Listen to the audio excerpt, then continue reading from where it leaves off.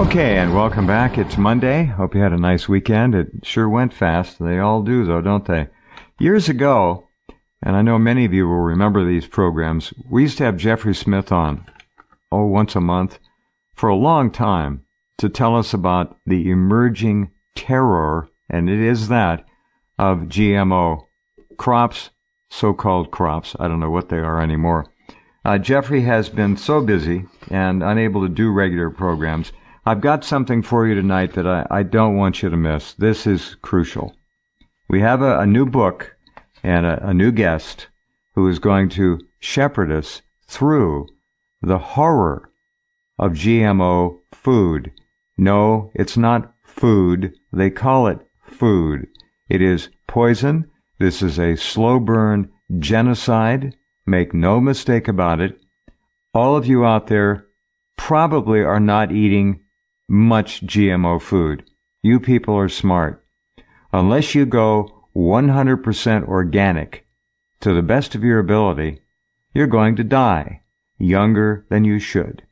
You'll come down with horrific diseases, many symptoms that make life hardly worth living. And we have basically a sick culture now. Compliments of monstrous Monsanto and those other scientists who will do anything for a buck. The name of the book is simple. We poisoned our grandchildren. But it's worse than that. We'll get to that in just a minute. Let me just take you through a couple of quick steps, then we'll say hello to our special guest tonight, Tony Gupardo. GMO advocates, proponents, those who think GMO is pretty slick. Of course, most people in India have found out the hard way it isn't. Do not bother to construct coherent lies about genetic engineering. They easily deceive the public with specious rhetoric, disinformation, withholding information, refusal to label GMO content in products, and shameless lies. Definitions of GMOs and gene splicing. We weren't put on this planet to deal with gene splicing. Describe taking selected DNA from one organism and splicing it into a target organism's DNA. Nowhere is it locatable. You can't find a definition that explains how gene splicing an industrial cleaning chemical such as glyphosate into living DNA is possible. Same thing for 2,4-D. That's the 1940s weed-killing farm chemical. Some of you remember that. Who invented recombinant DNA? These are important questions. Our guest tonight, Tony Gupardo, that's Ghepardo. Maybe it's Gupardo. We'll find out in a minute, but I think it's Gupardo. His book is, again, We Poisoned Our Grandchildren, and it chronicles Tony's exposure to GMO sweet corn from an illegal covert field trial. Remember those? We're just having a little field trial in Michigan back in 1993, and his subsequent declining health. He learned about GMOs, eventually, versus organic food in 2013. By attempting to eat exclusively organic since then, he has been able to regain some of his lost health. His brain fog has cleared, his sleep apnea has downgraded from catastrophic to severe, but his sundowners have not improved. By 5 o'clock every day, Tony is clumsy, exhausted, and mentally bereft. He dares not drive after 3 p.m. because of the danger of falling asleep at the wheel. All right, with that, let me remind you the title of the book is We Poisoned Our Grandchildren. I would implore you to please get a copy. It is available at Amazon. Very simple. And Tony, are you standing by there? Yes. Thank you for being here very much. Thank you for having me. But more than that, thank you for writing this book. We need it. It's a wake-up call for those who are still able to function. We have a lot of people now who are really dysfunctional. What pushed you to write the book? Well, the fact that I survived enough to be able to write, That's inspiration enough. That's plenty. That's fine. Yeah. Let me go back to the beginning. And I remember this program started in 1994, and they were doing trials then. When did this whole GMO thing really start, Tony? What was the benchmark date, if there was one for it, or what time period? 1994 was when Vice President Quayle announced to the public that there would be genetically engineered tomatoes would be available in the supermarket. Right. Now, the trial that I ended up buying corn, it was seed. I planted it in my garden, was in 1993. It was unannounced. I had no idea what I bought. And the following year, after eating this corn that I had planted... You planted your own GMO corn and didn't know it. You planted your own GMO corn and didn't know it? That's right. I went to the farm store to buy some seed, and I asked him for Seneca Chief. No, didn't have it. How about Silver Queen? No. I asked for a third, and he got upset. He said, look, we used to carry 15 different types of corn. He said, this year they gave us one. I don't even know what it is. I don't know why. They just gave us the one. You want it, yes or no? One? And instead of 15, one type? Yeah. Normally, you would go into the farm store to buy seed. You had a choice. There was a menu of different types of sweet corn. There was early, late. I remember this. I do remember. I remember. Oh, okay. And he says, this year, I don't know why, they just gave us one. I didn't even know what it is. He says, you want it, yes or no? And, I mean, having zero experience with a problem with seed.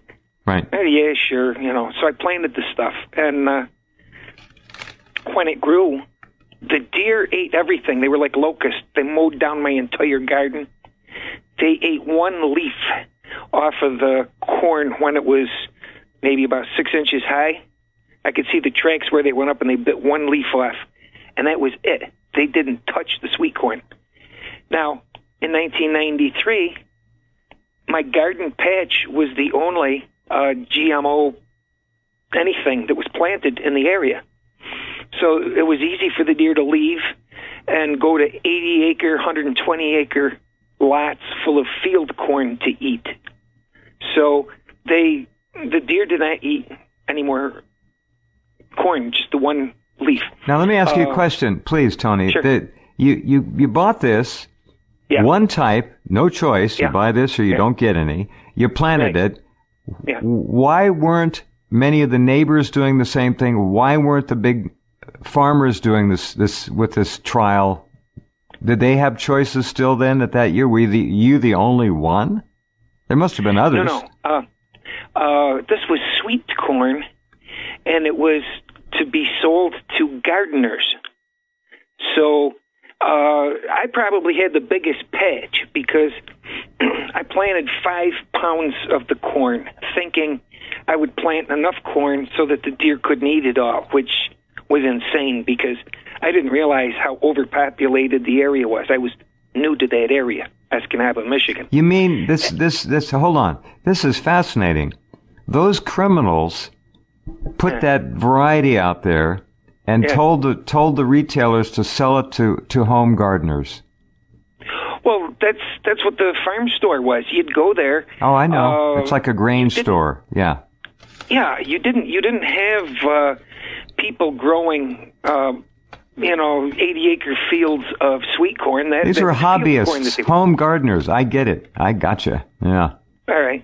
And anyway, the following spring, I was sick all the time, and it took 3 visits to the doctor before he figured it out that I had allergies, and a lot of them. And he said, I don't understand what's going on. He said, allergies are a childhood thing, and they usually outgrow it. He said, but now all of a sudden, all these middle-aged people are getting allergies, and not just one or two, but many. He says that I don't understand what's going on.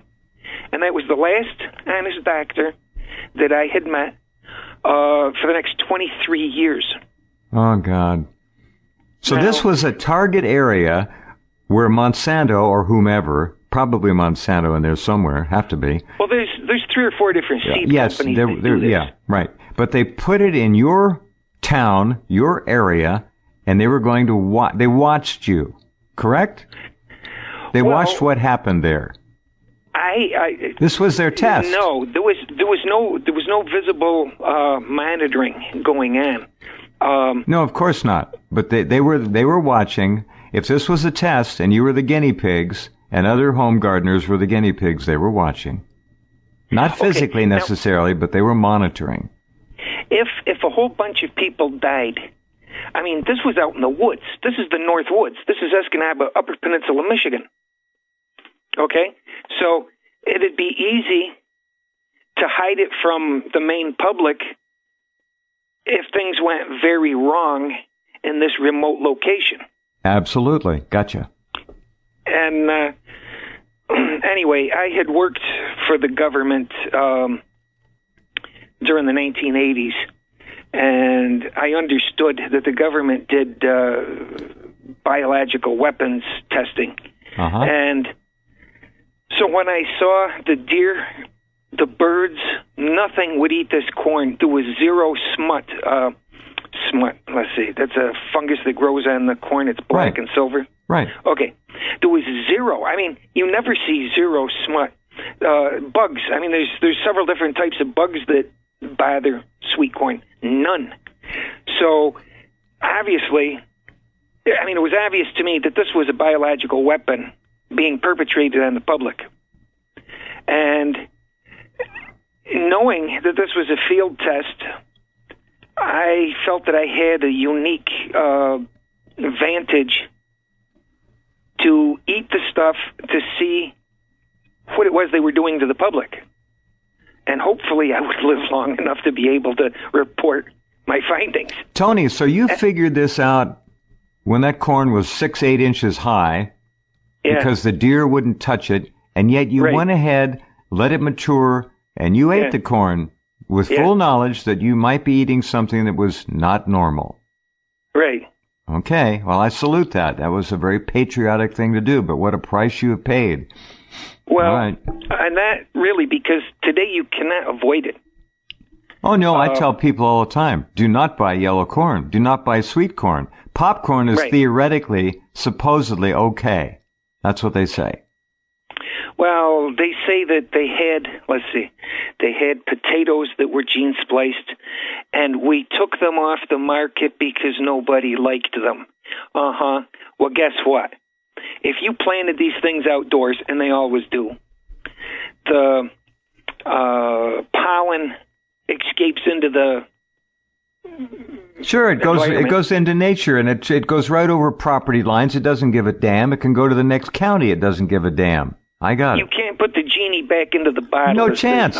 I was talking about this very thing, Tony, on this program 25 years ago, saying people wake up. They're lying to you. There's no such thing as a test when there are no boundaries. And they can't put boundaries up when you're talking about bees and nature and pollen and wind and drift and everything else.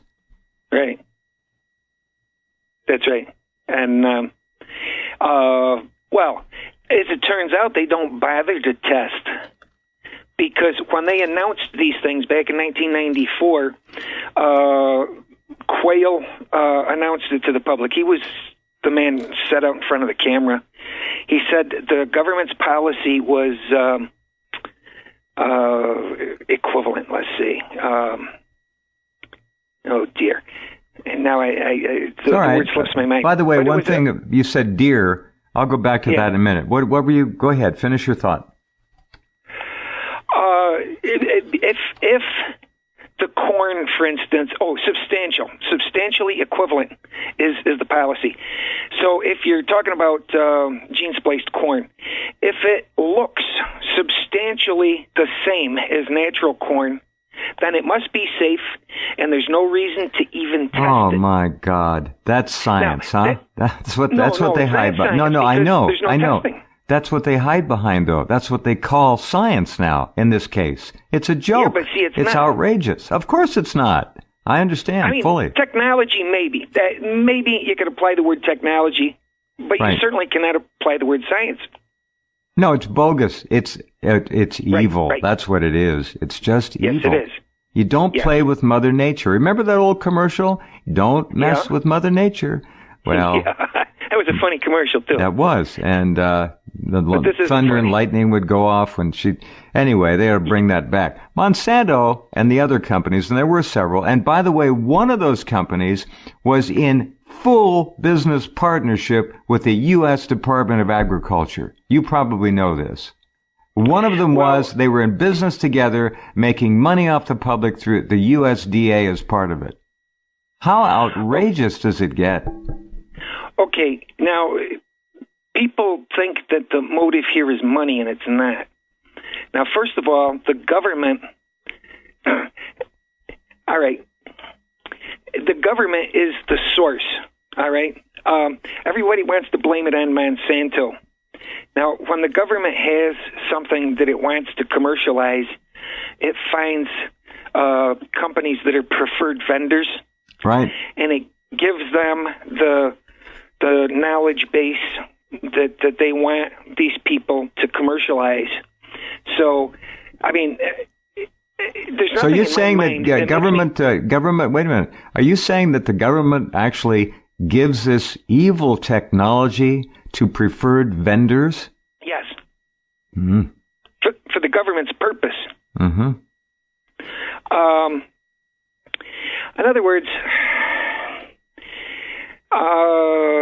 let's see, semiconductor technology. I was curious who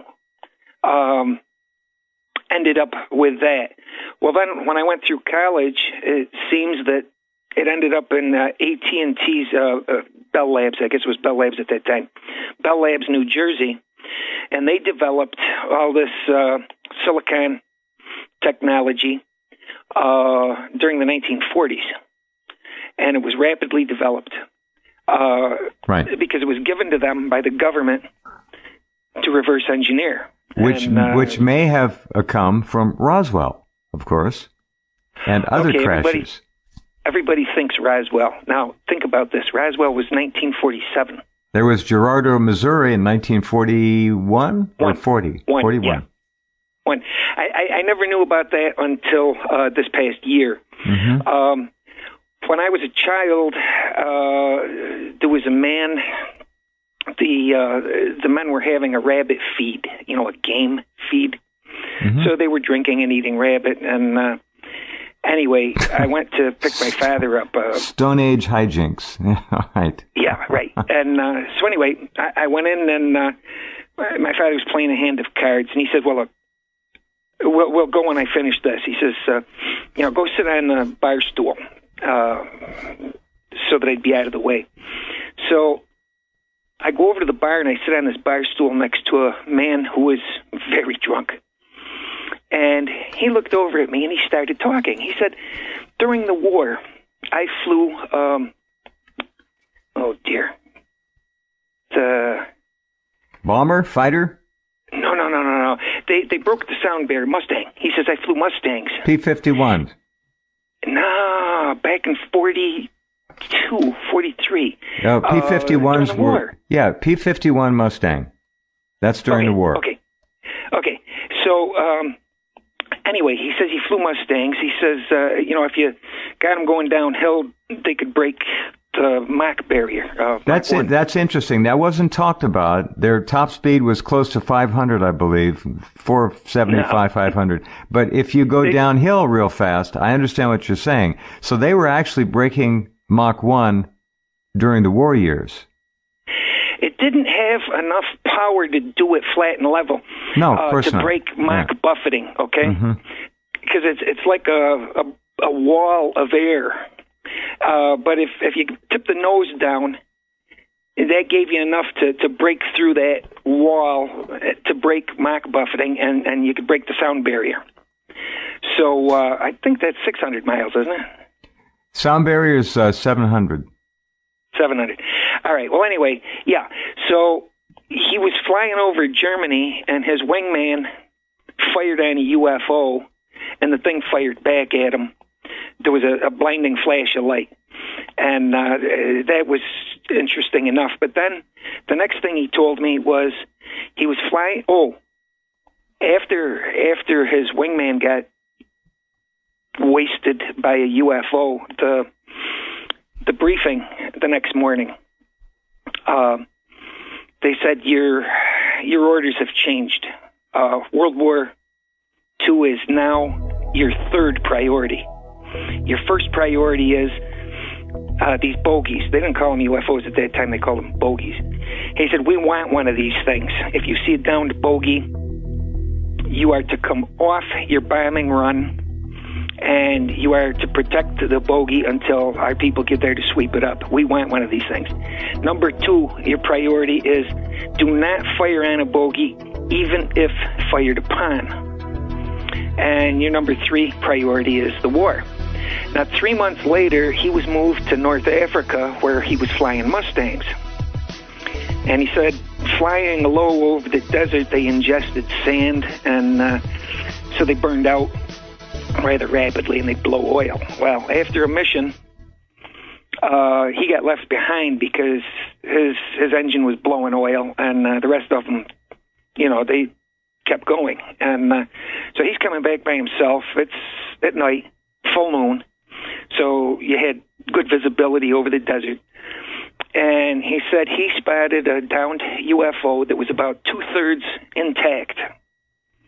And there was a dead alien on the sand. And there was another one that came clutching its throat, that came walking. Now, hold out on, of the wreck. Tony, this is at night? How is he able to see this at night on the desert? Over the desert, it was a full moon in the desert. Uh-huh. And, 20-some years later, I was working with the Air Force and as a civilian contractor, and I asked the first sergeant about this. And the first sergeant mocked me out. He said, you don't question UFOs or aliens. He says, but you question a pilot's eyesight. And he thought that was funny. He said back then they didn't have radar, so they picked their pilots by people that have supernormal eyesight. And I said, well, I have better than 20/20 vision, so I know what you're talking about. He said, okay. He says, at nighttime, what's your night vision compared to other people's? Well, it's better than theirs. He said, okay. He said, now, I know people that have much better vision than mine. And he says, okay, that is who they picked to pilot. He said, now with a full moon over the desert, you got plenty of light. Got it. And okay, so he sees a UFO downed in the desert. He sees a dead ET. He sees one apparently still alive. So he's down on the deck flying around looking at this thing, obviously. Well, he obviously made more than one pass, although he didn't describe that. Right. And this is a guy in a bar, and you're sitting on a bar stool, and this guy's telling you war stories. Yeah. Okay, great. So, all right, so check this out. So, anyway, he radios in the position like he's supposed to because they want one of these things bad. He flies back to the base. Now, from the location of the bogey back to base, it took him 1 hour and 15 minutes. But again, he doesn't have full speed because his engine's blowing oil. Yeah. All right. He steals a Jeep and heads back out over the desert. He wants to go see this thing. It took him 7.5 hours to get back there. When he got back, it was gone. He did not find a crumb. There was nothing. He said there was U.S. Army tracks all over the place. Now, you're familiar with what tire tracks look like on Army vehicles during World War II? Yep. Very, very distinctive. Yep. So he says, our people were the ones that swept it up. He said, so that, make no mistake, our people got that thing. Now, when he got back to base, of course, he was AWOL. He stole a Jeep, and he said they could have put him in Leavenworth for more than one reason. And they told him, they said, look, if they were still out there picking that up when you got there, they would have shot you on sight. They wouldn't even ask your name. And but since he got them the prize that they wanted, they let him go. But if he talked, they would shoot him. Now, that was in 1943. In 1960, this man's telling me this story. And it was obvious, even though I was a child, it was obvious to me that this weighed heavy on him. Something this good, and he couldn't tell anybody. And I said, if they are going to shoot you for telling, why did you tell me? You just told me. And he looked at me and he laughed. He says, you're a child. He says, who's going to believe you? That's he was funny. Right. He's totally right. Totally right. And, this is amazing. Now, Tony, can we pause just for a second? Yeah, go ahead. I've got to take a break here. And Todd, if you can just roll the break, go ahead. Let's get this in. Okay, let's get back with Tony. The book, again, is We Poisoned Our Grandchildren. We may seem a bit far afield right now, but we're not. We're going to come back. By the way, official top speed of the P-51 was 437 miles an hour. The Messerschmitt 252 was 560. And if Hitler had half a brain and introduced the 262 in 1941 when he first had it, instead of trying to make it into a bomber, they would have regained air superiority easily. But that's another story for another day. Now, this is a remarkable thing you're sharing with us, Tony. This guy sitting on a bar stool 17 years after the end of the war, thereabout, telling you a first-person story, his truth, about flying over the North African desert, finding a downed UFO with 2 ETs visible. By the time he drove out there with a stolen Jeep, it had been swept. Gone. Right. Okay. Right. Go ahead. Okay. Now, in 1960, I was, February of 1960, I was 5 years old. All right. Later when I went to college, the circuits textbook that I used told of all these semiconductor developments that came out of Bell Labs, New Jersey, during 1943 and into 1944. I think it was spring of 43 that the transistor, which was the size of a 1-gallon paint pail, from the 1930s. It was a huge thing. Yeah. Now all of a sudden it was the size of the tip of my little finger. There was a massive jump in technology, not a natural progression. Something happened here. Right. And so from the size of a paint pail to the tip of my little finger was the transistor. Let's see, a week or 3 weeks. 3 weeks later, they had the dual inline chip. And 3 months later, they had a maser, a microwave amplification, stimulated emission of radiation. 6 months after that, they had a laser, light amplification, stimulated emission of radiation. So over a 9 or 10 month period, you had semiconductors go from 0 to 100 miles an hour, basically is what happened. Now, that happened by the first quarter of 1944. So Roswell didn't happen until 47. Got it. Now, the man that told the newspapers, there's a downed UFO. Well, that's because he was Air Force. Well, they didn't have Air Force. Army Air Force. Got it. That's Major Jesse Marcel. There we go. Army Air Corps. It was old news to those people because, they had seen these things shoulder to shoulder when they were fighting over Europe during World War II. They had the thing they swept up over North Africa in 43. And they were successful in reverse engineering either that one or the one from Missouri in 41, because all of a sudden in 1943 and 44, they had all this semiconductor technology. Right. And Cape Girardeau, 1941. Look it up, in Missouri. Crashed UFO. They got it. Yeah. See, now I don't know if or what condition it was in, because I have no information other than it was there and they swept it up. But they desperately wanted one of these things in 43. Or wait a minute. 42 was when he was flying over Germany, and anyway, 3 months later he found one in North Africa. Right. And so to the Air Corps, it was old news by 1947. They had secured a couple of these things by then, and they had successfully reversed engineered a bunch of stuff from at least one of them by then, and it was old news. And so he told the newspapers, "Oh yeah, it's a UFO, blah blah blah." Well, then the brass decided the public doesn't need to know that, and then they came out with a weather balloon story the following day, right, to retract basically everything that guy said. Right. But poor Jesse Marcel. You look at his face when he's down on one knee or crouched, holding pieces of this fake debris. It wasn't the real stuff. And he looked like a man who had just been, severely beaten or something. He just looked totally depressed. Yeah. Kicked in the stomach. Yeah. Yep. Well, let me say, Tony, one thing.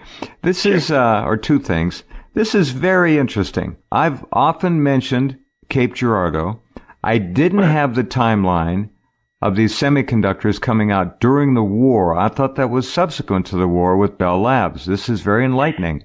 And what you're saying is probably 100% spot on, correct?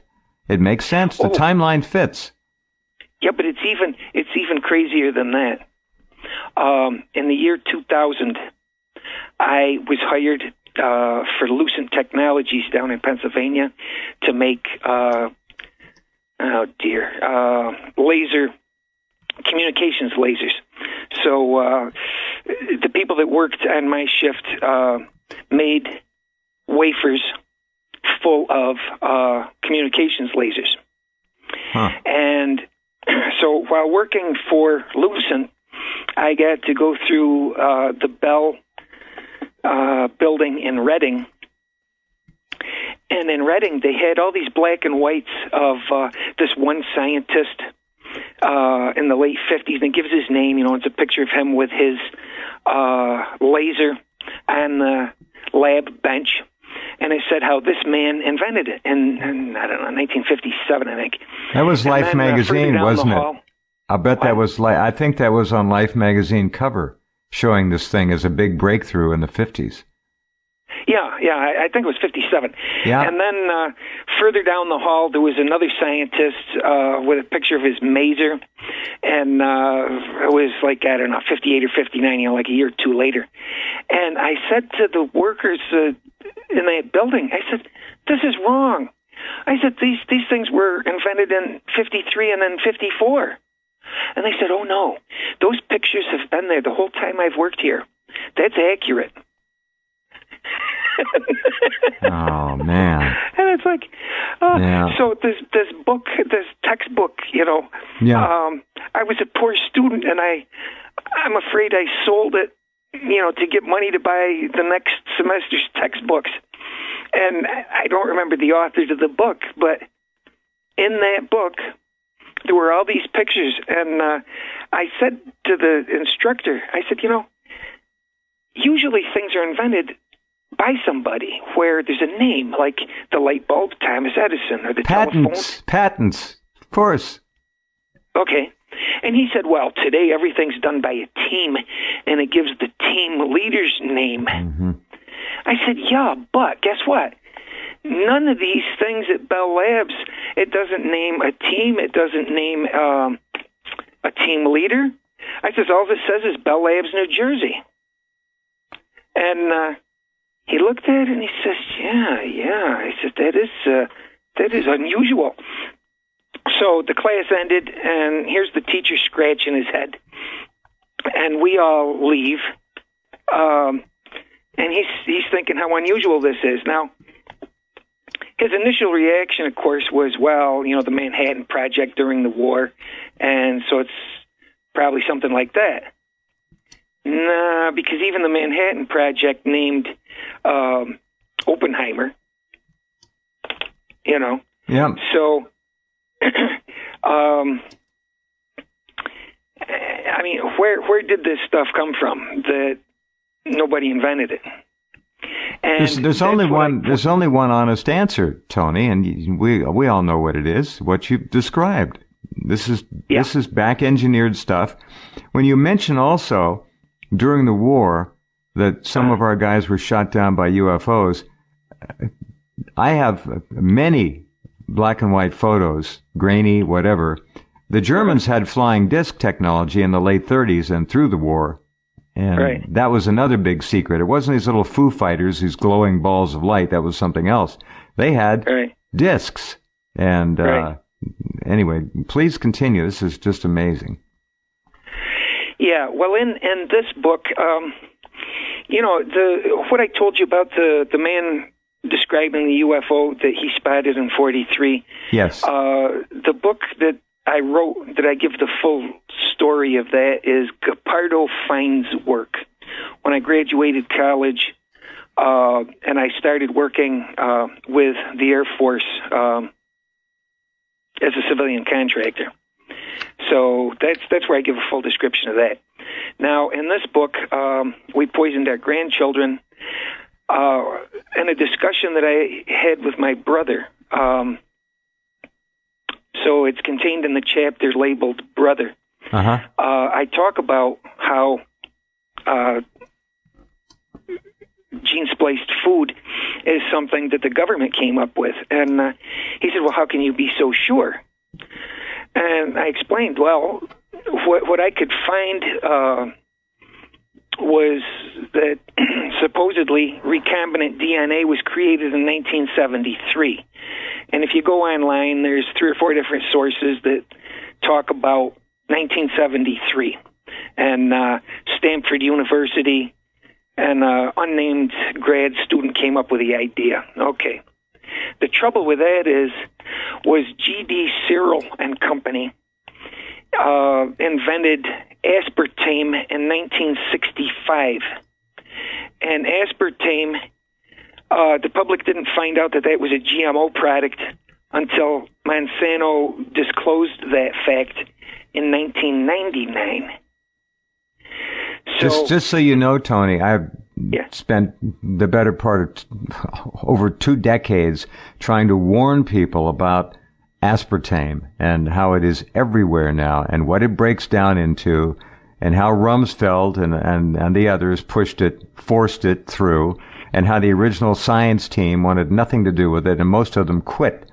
So we know that basic story. We don't hear the genetic factor of it very much, and what I'd like to do now, we only have 5 minutes or so left, but I'd like to have you come back on tomorrow night if that's possible, or whenever is convenient. We're going to continue this story and get to much more about the book. But aspartame is a GMO product. I didn't know that. I know what it's made of. I know what it breaks down into, but I didn't know it was a construct of genetic modification. Yeah, it is. It's genetically altered bacteria, probably E. coli. I'd have to check my book. Right. But anyway, it's the excrement of that genetically altered bacteria. And they use chemicals to sift through this goo to extract it. And, I mean, the whole thing is disgusting, and everything about it is toxic. And I chronicle that in my book. Right. It's a carcinogenic neurotoxin. It's deadly. Yeah. It will kill you. Well, it's worse than that. Slowly. It's an excitotoxin. There you go, too. That's the other one, right? That's Dr. Russell Blaylock's book. He wrote a book, I think he called it Excitotoxin, The Taste That Kills. Yeah, that's a good description.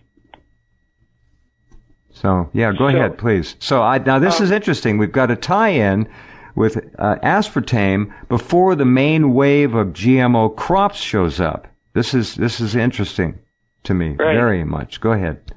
Right. Anyway, there's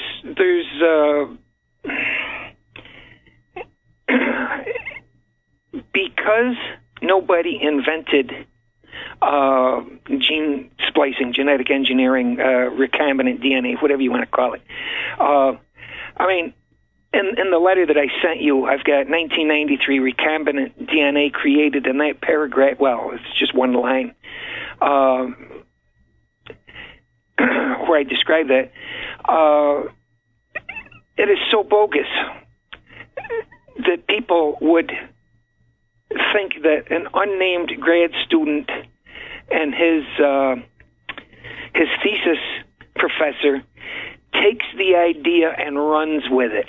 Now, right. Does that sound like something being invented? Especially when it's another government lie. Yeah, I'm looking at it right now. Yeah. Okay. Yeah. So I mean, and that was 8 years after aspartame had already been created. So it came out of nowhere. Well, no, it came out of DARPA is where it came out of, or some government agency. Whatever DARPA was called back then. Aspartame, 1965. How interesting. All right. Yeah. Yeah. Now, they didn't push it into the food until 1981. So that's why everybody feels comfortable with their makeshift lie of 1973. Is because they haven't done enough digging to find out even the first whiff of the truth. Got it. Now, I knew a man when I still lived in Pennsylvania that he was in the military during the war, and they gave him shots, and they didn't tell him what the shots were, and his health has been messed up ever since then. Which war? World War II. Or the Gulf? Wait a minute. Korea? No, he's not that old. Vietnam? Had to be the Korean War. All right. Had to be the Korean War. Okay. Because of his age. The man is in his 70s. So they It couldn't have been the Korean War then. Had to be Vietnam. No. Korean War puts it 1951. That's 70 years right now. And he would have had to been old enough in 1951 to serve in the military, theoretically 18. So it would have had to be Vietnam, I would think. Yeah, 1970. Okay. Anyway, when he told me about this, I started to dig, and I found some government experiments that went on, and what I found indicated that they were genetic experiments that were being run, and that's back in the late 40s, early 50s. That is not in this book, because I did not discover that until after the book was written. Mm-hmm. But so there's reason to believe that the government had been playing with genetics before the commercial people got a hold of this stuff. And of course, the earmarking is that they got a hold of it from the government. But trickle down. Yeah. Yeah. But the idea that the government places this already developed or acquired technology with chosen producers is very interesting to me. They're making giants is what they're doing. The military-industrial complex is in control of everything, as you well know. Well, that's what I was going to say. Military-industrial complex. That's the way they operate. Is a preferred vendor. That's a great term. Military-industrial congressional media complex. There's another way to look at it. We got to update it a little bit. Tony, we're out of time already this hour. Would you come back tomorrow night, same time? No, because I've got a sleep problem. How about if you make it Wednesday? We will make that happen. We can do it on Wednesday, whenever you want. That's fine. Okay, tomorrow's Tuesday, right? Yeah, so we'll make it on Wednesday. Okay, yeah. 10 o'clock Wednesday? Yes, sir. Thank you, sir. Thanks, Tony. Congratulations. Great job. Talk to you soon. Thank you, sir. All righty. Bye-bye. Good night. Wow. All right. There you go. That man is telling the truth. We will be right back.